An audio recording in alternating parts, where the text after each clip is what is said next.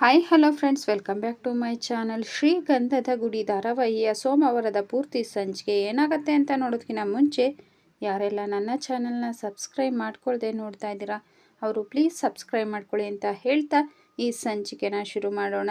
ಸಂಚಿಕೆಯ ಶುರುವಲ್ಲಿ ಚಂದನ ಅವರು ರಂಗೋಲಿನ ಹಾಕ್ತಾ ಇರ್ತಾರೆ. ಆಗ ಅಲ್ಲಿಗೆ ನಟರಾಜ್ ಅವರು ಬೀಡಿನ ಸೇದಿ ಬೀಡಿ ತುಣುಕನ್ನು ಎಸಿತಾರೆ.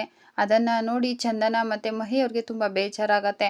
ಆಗ ಚಂದನ ಅವರು, ಅಲ್ಲ ನೀವು ಈ ರೀತಿ ಬೀಡಿ ಸೇದಿದ್ರೆ ನಿಮ್ಮ ಆರೋಗ್ಯ ಹಾಳಾಗೋದಿಲ್ವಾ, ಆ ರೀತಿ ಎಲ್ಲ ಮಾಡಬೇಡಿ ಅಂತ ಹೇಳ್ಬಿಟ್ಟು ಬುದ್ಧಿ ಹೇಳಿದಾಗ, ಇದು ನನ್ನ ಮನೆ, ನನಗೆ ಹೇಗೆ ಇಷ್ಟ ಬೇಕೋ ಆಗಿರ್ತೀನಿ ಅಂತ ಹೇಳ್ಬಿಟ್ಟು ನಟರಾಜ್ ಅವರು ಹೇಳಿ ಅಲ್ಲಿಂದ ಹೊರಟೋಗ್ತಾರೆ.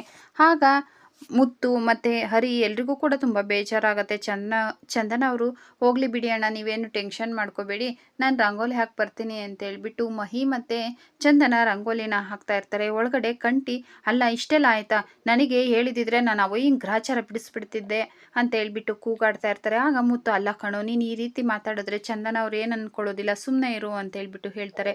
ಅಲ್ಲ ಅಣ್ಣ, ನಿನಗೆ ಗೊತ್ತಲ್ಲ, ಒಂದಿನ ಗಾಡಿ ರಿಪೇರಿ ಇದೆ ಅಂತ ಯಾರೋ ತೊಗೊಂಡು ಬಂದು ಬಿಟ್ಟೋಗಿದ್ದು ಗಾಡಿ ಟೈರ್ನೇ ತೊಗೊಂಡೋಗಿ ಮಾರ್ಕೊಂಡು ಎಣ್ಣೆ ಕುಡ್ದ ಅಂತ ಹೇಳ್ಬಿಟ್ಟು ಕಂಟಿ ಹೇಳಿದಾಗ, ಅಲ್ಲ ಅಣ್ಣ ಅದು ಹೋಗಲಿ, ಡ್ರಾಯರ್ ಸೈಜ್ ಗೊತ್ತಾಗಲ್ವಾ, ಯಾವುದಂದ್ರೆ ಅದನ್ನೇ ಹಾಕ್ಕೊಳ್ತಾನವಯ್ಯ ಅಂತ ಹೇಳ್ಬಿಟ್ಟು ಹರಿ ಕೂಡ ಅವ್ರ ತಂದೆ ಮೇಲೆ ದೂರನ್ನು ಹೇಳ್ತಾರೆ. ಆಗ ಮುತ್ತು ಅವರು, ಹೋಗ್ಲಿ ಬಿಡ್ರೋ, ಅವ್ರು ನಮ್ಮ ಅಪ್ಪ ಅಲ್ವಾ, ಎಲ್ಲನೂ ಸಹಿಸ್ಕೊಂಡು ಹೋದ್ರೆ ಆಗತ್ತೆ ಅಂತ ಹೇಳ್ಬಿಟ್ಟು ಬುದ್ಧಿವಾದ ಹೇಳ್ತಾರೆ. ಅಷ್ಟರೊಳಗಡೆ ಅಲ್ಲಿಗೆ ಚಂದನ ಬರ್ತಾರೆ. ಅಲ್ಲ, ನಾನೇ ಅದನ್ನು ಮರ್ತ್ಬಿಟ್ಟಿದ್ದೀನಿ, ನೀವ್ಯಾಕೆ ಅಷ್ಟೊಂದು ಟೆನ್ಷನ್ ಮಾಡ್ಕೊಳ್ತೀರಾ ಅಂತ ಹೇಳ್ಬಿಟ್ಟು ಚಂದನ ಅವರು ಹೇಳಿದಾಗ, ಅಲ್ಲಣ್ಣ ಈ ವಯ್ಯನ ಯಾವುದಾದ್ರೂ ಅನಾಥಾಶ್ರಮಕ್ಕೆ ಬಿಟ್ಟು ಬಂದ್ಬಿಡು ಅಂತ ಹೇಳ್ಬಿಟ್ಟು ಮಹಿ ಹೇಳ್ತಾನೆ. ಆಗ ಚಂದನ ಅವರು, ಅಲ್ಲ ಕಣೋ, ಅವ್ರು ನಿಮ್ಮ ತಂದೆ ಅಲ್ವಾ, ನಮ್ಮ ಕೈ ಬೆರಳೇ ಒಂದು ಸಮ ಇರಲ್ಲ ಅಂದಮೇಲೆ ವ್ಯಕ್ತಿಗಳು ಹಾಗೆ, ಅವರು ಹೋಗ್ತಾ ಹೋಗ್ತಾ ಎಲ್ಲ ಸರಿ ಹೋಗುತ್ತೆ ಬಿಡು ಅಂತ ಹೇಳ್ಬಿಟ್ಟು ಹೇಳ್ತಾರೆ. ಹರಿ, ಕಂಟಿ ಮತ್ತು ಮಹಿ, ಅಣ್ಣ ನನಗೆ ತುಂಬ ತಲೆನೋಯ್ತಾ ಇದೆ ಕಣೋ, ಒಂದು ಟೀ ಮಾಡ್ಕೊಂಬನ್ನು ಬಾರೋ ಅಂತ ಹೇಳ್ಬಿಟ್ಟು ಹೇಳಿದಾಗ ಚಂದನ ಅವರು, ಅಣ್ಣ ನೀವು ಹೆಲ್ಪ್ ಮಾಡಿ, ನಾನೇ ಟೀ ಮಾಡ್ತೀನಿ ಅಂತ ಹೇಳ್ಬಿಟ್ಟು ಹೇಳ್ತಾರೆ. ಆಗ ಎಲ್ಲರೂ ಸಹ, ನನಗೆ ಬೇಡ, ನನಗೆ ಬಂದಿದ್ದು ತಲೆನೋವು ಹೋಯ್ತು ಅಂತ ಹೇಳ್ಬಿಟ್ಟು ಹೇಳ್ತಾರೆ. ಆಗ ಚಂದನ ಅವ್ರಿಗೆ ಬೇಜಾರಾಗತ್ತೆ. ಆಗ ಚಂದನ ಅವರು, ಯಾಕೆ ನಾನು ಮಾಡಿ ಟೀ ಕುಡಿಯೋಕ್ಕೆ ಇಷ್ಟ ಇಲ್ವಾ ನಿಮಗೆ ಅಂತ ಹೇಳ್ಬಿಟ್ಟು ಹೇಳ್ತಾರೆ. ಆಗ ಹರಿಯವರು, ಹಾಗಲ್ಲ, ನಾವು ಒಂದೇ ತಾಯಿ ಮಕ್ಕಳು, ಅಣ್ಣ ತಮ್ಮಗಳು ಅಲ್ವಾ, ನಮ್ಗೆ ಒಂದೇ ಸಲ ತಲೆನೋವು ಬರುತ್ತೆ, ಒಂದೇ ಸಲ ಹೋಗ್ಬಿಡುತ್ತೆ, ಈಗ ನಮಗೆ ಬೇಡ ಅಂತ ಹೇಳ್ಬಿಟ್ಟು ಹೇಳ್ತಾರೆ. ಅದೆಲ್ಲ ನನಗೆ ಗೊತ್ತಿಲ್ಲ, ನಾನು ಮಾಡಿ ಟೀನ ನೀವು ಇವತ್ತು ಕುಡಿಲೇಬೇಕು, ಅಣ್ಣ ನೀವು ನನಗೆ ಹೆಲ್ಪ್ ಮಾಡಿ ಅಂತ ಹೇಳ್ಬಿಟ್ಟು ಚಂದನ ಅವರು, ಅಣ್ಣ ನನಗೆ ಟೀ ಮಾಡೋದು ಹೇಳ್ಕೊಡಿ ಬನ್ನಿ ಅಂತ ಹೇಳ್ಬಿಟ್ಟು ಮುತ್ತುನ ಅಡುಗೆ ಮನೆಗೆ ಕರ್ಕೊಂಡು ಹೋಗ್ತಾರೆ. ಎಲ್ರಿಗೂ ಕೂಡ ತುಂಬ ಟೆನ್ಷನ್ ಆಗ್ತಾ ಇರುತ್ತೆ. ಅಯ್ಯೋ, ಇವ್ರು ಮಾಡಿ ಟೀ ಹೇಗಪ್ಪ ಕುಡಿಯೋದು ಅಂತ ತುಂಬ ಟೆನ್ಷನ್ ಮಾಡ್ಕೊಂಡಿರ್ತಾರೆ. ಆದರೆ ಮುತ್ತು ಯಾವ ರೀತಿ ಹೇಳ್ತಾರೋ ಅದೇ ರೀತಿ ಟೀನ ಮಾಡ್ತಾರೆ, ಮಾಡಿ ತೊಗೊಂಡು ಬಂದು ಕೊಡ್ತಾರೆ. ಆದರೆ ಎಲ್ರಿಗೂ ಕೂಡ ತುಂಬ ಭಯ ಆಗ್ತಾ ಇರುತ್ತೆ, ಅವ್ರು ಮಾಡಿ ಟೀನ ಹೇಗಪ್ಪ ಕುಡಿಯೋದು ಅಂತ ಹೇಳ್ಬಿಟ್ಟು. ಆಗ ಮಹಿ ಕುಡಿದು ನೋಡ್ತಾನೆ, ಆಹಾ ಅದಕ್ಕೆ ಅದ್ಭುತವಾಗಿದೆ, ಸೂಪರಾಗಿದೆ ಅಂತ ಹೇಳ್ಬಿಟ್ಟು ಕುಡಿತಾ ಇರ್ತಾನೆ. ಅದನ್ನು ನೋಡಿ ಹರಿ ಕೂಡ ಕುಡಿತಾರೆ. ಸೂಪರಾಗಿದೆ ಕಣ್ರಿ, ತುಂಬ ಚೆನ್ನಾಗಿ ಮಾಡಿದ್ದೀರಾ ಅಂತ ಹೇಳ್ಬಿಟ್ಟು ಹೇಳ್ತಾರೆ. ಆದರೆ ಕಂಟಿಯವ್ರು ಮಾತ್ರ ತಗೊಂಡು ಟೀನ ತಗೊಳ್ಳೋದೇ ಇಲ್ಲ. ಆಗ ಮುತ್ತು ಅವರು, ಅಲ್ಲ ಕಣೋ, ಅವ್ರು ಅಷ್ಟು ಪ್ರೀತಿಯಿಂದ ಟೀ ಮಾಡಿದ್ದಾರೆ, ತಗೊಳ್ಳೋ ಅಂತ ಹೇಳ್ಬಿಟ್ಟು ಹೇಳ್ತಾರೆ. ಅದು ಅಣ್ಣ ನನಗೆ ಬೇಡ ಕಣೋ ಅಂತ ಹೇಳ್ಬಿಟ್ಟು ಕಂಟಿ ಹೇಳ್ತಾನೆ. ಆಗ ಚಂದನ ಅವರು ಕಂಟಿಯವ್ರು ಕೊಡಿಸಿದ್ದಂತಹ ಕಾಫಿ ಮಗ್ನ ತೊಗೊಂಡು ಬಂದು ಅದರೊಳಗಡೆ ಟೀ ಹಾಕ್ಕೊಂಡು ಕುಡಿತಾ ಇರ್ತಾರೆ. ಅದನ್ನು ನೋಡಿ ಕಂಟಿಯವ್ರಿಗೆ ತುಂಬ ಖುಷಿಯಾಗತ್ತೆ. ಆಗ ಮಹಿ, ಅದಕ್ಕೆ ಇದು ಕಂಟಿ ಅಣ್ಣ ಕೊಡಿಸಿದ್ದಲ್ವಾ ಅಂತ ಹೇಳ್ಬಿಟ್ಟು ಕೇಳ್ತಾನೆ. ಹೌದು, ಅವ್ರು ಕೊಡಿಸಿದ್ದೇನ, ಆದರೆ ಅವ್ರಿಗೆ ನಾನು ಮಾಡಿ ಟೀ ಕುಡಿಯೋಕೆ ಇಷ್ಟ ಇಲ್ವಂತ, ಅದಕ್ಕೆ ನಾನೇ ಇದ್ರೊಳಗಡೆ ಟೀ ಹಾಕ್ಕೊಂಡು ಕುಡಿತಾ ಇದ್ದೀನಿ ಅಂತ ಹೇಳ್ಬಿಟ್ಟು ಚಂದನ ಅವ್ರು ಹೇಳಿದಾಗ ಕಂಟಿ ಟೀ ತೊಗೊಂಡು ಹೊರಗಡೆ ಓಡಿ ಹೋಗ್ತಾನೆ. ಅಲ್ಲ ಅಣ್ಣ, ಏನಣ್ಣ ಇವರು ಈ ಥರ ಅಂತ ಹೇಳ್ಬಿಟ್ಟು ಚಂದನ ಅವ್ರು ಕೇಳಿದಾಗ, ಅವನೊಂದು ಸ್ವಲ್ಪ ಸಂಕೋಚ ಕಣಮ್ಮ, ಈಗ ಹೋಗ್ತಾ ಹೋಗ್ತಾ ಎಲ್ಲ ಸರಿ ಹೋಗುತ್ತೆ ಬಿಡು, ಆದರೂ ನಿನ್ನ ಟೀನ ತುಂಬ ಚೆನ್ನಾಗಿ ಮಾಡಿದ್ಯಾ ಕಣಮ್ಮ ಅಂತ ಹೇಳ್ಬಿಟ್ಟು ಮುತ್ತು ಹೇಳ್ತಾರೆ. ಆವಾಗ ಮಹಿ, ಅದಕ್ಕೆ ನೀವೇ ಇನ್ನು ಡೈಲಿ ಟೀ ಮಾಡಿಬಿಡಿ ಅಂತ ಹೇಳ್ಬಿಟ್ಟು ಹೇಳ್ತಾನೆ. ಅಲ್ಲ ಕಣೋ, ಹಂಗಾರೆ ನಾನು ಟೀ ಮಾಡೋದು ಬೇಡವಾ ಅಂತ ಹೇಳ್ಬಿಟ್ಟು ಮುತ್ತು ಕೇಳಿದಾಗ, ನೀನು ಹೆಲ್ಪ್ ಮಾಡೋಣ ಸಾಕು ಅಂತ ಹೇಳ್ಬಿಟ್ಟು ಮಹಿ ಹೇಳ್ತಾನೆ. ಎಲ್ಲರೂ ಕೂಡ ತುಂಬ ಖುಷಿಯಿಂದ ಟೀನ ಕುಡಿತಾರೆ. ಚಂದನ, ಭಾರತಿ, ಮಹಿ ಮೂವರು ಸಹ ದೇವಸ್ಥಾನಕ್ಕೆ ಹೋಗಿರ್ತಾರೆ. ಮಹಿ ಅವರು ಅಲ್ಲೇ ಕೂತ್ಕೊಂಡು ಪ್ರಸಾದನ ತಿಂತಾ ಇರ್ತಾರೆ, ಅಂದರೆ ಕಾಯನ್ನು ತಿಂತಾ ಇರ್ತಾರೆ. ಭಾರತಿ ಮತ್ತು ಚಂದನ ಅವ್ರು ಮಾತ್ರ ಪ್ರದಕ್ಷಿಣೆ ಆಗ್ತಾ ಇರ್ತಾರೆ. ಆಗ ಭಾರತಿ ಮುತ್ತು ಬಗ್ಗೆ ತುಂಬ ಹೊಗಳುತ್ತಾ ಇರ್ತಾರೆ. ಮಾವ ಹಾಗೆ, ಮಾವ ಹೀಗೆ, ಮಾವ ತನ್ನ ತಮ್ಮಗಳನ್ನೆಲ್ಲ ತುಂಬ ಚೆನ್ನಾಗಿ ನೋಡ್ಕೋತಾರೆ, ಹಾಗೆ ಹೀಗೆ ಅಂತ ಹೇಳ್ಬಿಟ್ಟು ಹೇಳ್ತಾ ಇರ್ತಾರೆ.